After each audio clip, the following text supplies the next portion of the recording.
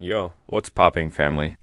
Welcome back to the Urban Concrete. You already know how we do it. We keep it 100, we keep it street, and we dive deep into the concrete jungle of culture, politics, and the internet streets. Today, we got to talk about a major glitch in the Matrix.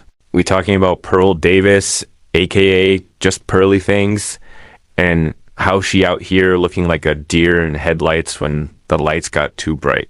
Sit back, get your snacks, because we finna break down this debate where Pearl got absolutely dismantled. This ain't just about a debate. It's about the grind, the grift, and what happens when you leave the echo chamber. Let's get into it. Now, let's keep it real. Pearl didn't get famous because she's some high-level intellectual. The sources tell us she built her whole career by regurgitating talking points from the late Kevin Samuels and the Fresh and Fit crew.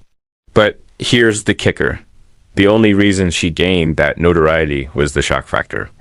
It is the visual of a white woman saying the exact same wild stuff these red pill men are saying. And sometimes she goes even further just to keep the views climbing. She maxed out the YouTube Shorts algorithm, blowing up her channel. But let's be honest, translating those quick hits into long-form substance is a whole different ballgame. The argument here is that Pearl isn't a creator of ideas. She's a mirror. She reflects what's trending in the manosphere to capture an audience of desperate guys. The reason behind this argument is simple. When she's off script, she can't string a sentence together. She is clueless and inarticulate the moment she's not reading word for word what someone else already said. So she goes on this debate with Anna Kasparian. And fam, it was hard to watch. We talking about a professional political commentator who couldn't even defend her own views. At one point, the girl literally glitched out. You could see her brain start to malfunction in real time. Anna is over there dropping facts about maternal mortality rates, which, by the way, are the highest in the US compared to any other developed country. And we know our black queens are the ones most affected by that. Pearl's response: not many women die in childbirth. Then it gets even crazier. They start talking about slavery.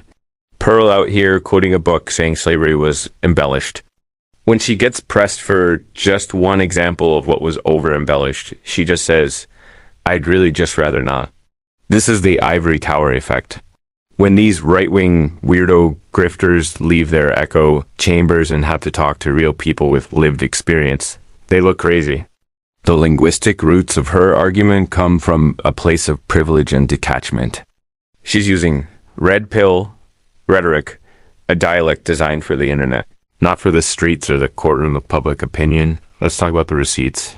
Anna was coming with the data. She's talking about how women are twice as likely to fall into poverty after a divorce. She's citing the Census Bureau, saying average child support is only about $441 a month. Pearl is over there flipping through papers like she's looking for a lost lottery ticket. She's asserted before that women get custody 90% of the time, but the real facts say 95% of cases are mutually agreed upon. And women only get full custody about 40% of the time. The argument here is that Pearl's confidence evaporates without her pre-made talking points. The reason? She never knew the information to start with. She was just mimicking. It's like a cover artist who forgets the lyrics when the teleprompter breaks. If this is your career, how do you not know the stats reflexively? This might be the most urban legend level of wild I've heard in a minute. Pearl says women shouldn't vote. Why? Because we're chemically different every single day? Hold up. If you're too chemically different to vote, does that mean you're too chemically different to be on YouTube making millions? Pearl's response to that was basically, yeah, maybe. Look at the cultural history here. This argument is an attempt to pivot back to a traditionalism that Pearl herself does uneven live. She's discouraging men from marriage while she's out here built by a platform that thrives on social engagement. It's a contradiction wrapped in a grift. After getting bodied in the deep, Pearl goes to her live stream to try and save face. And this is where it gets messy. She starts talking about how she is bigger than Anna. Pearl is 6'1", while Anna is 5'3" and says she could body her. She literally said she was thinking about putting hands on her, but didn't want to catch a charge. Fam, that is humiliating. You lose a debate on facts and logic, so you move to physical threats on a live stream. That's not red pill. That's just being a Sasquatch-looking sore loser. She's out here looking awkward, unprepared, and really misinformed. At the end of the day, the urban concrete truth is this. Pearl's career is dying off because the novelty is gone. A white woman saying manosphere talking points was a shocking trick for a minute. But she never brought any unique thoughts or new perspectives to the table. It was just a regurgitation of what more famous people already said. When you strip away the shorts, the edits, and the echo chamber, you're left with someone who freezes like a statue and asks for a citation. Real influence requires real substance.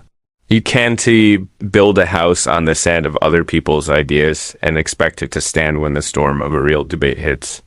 Pearl Davis found out that the real world doesn't have a comments section you can moderate. That's it for today, family. Let me know in the comments, do you think the Reed pill era is officially over, or are these grifters just going to keep glitching? Don't forget to sub and follow the kid on the gram for the behind the scenes heat.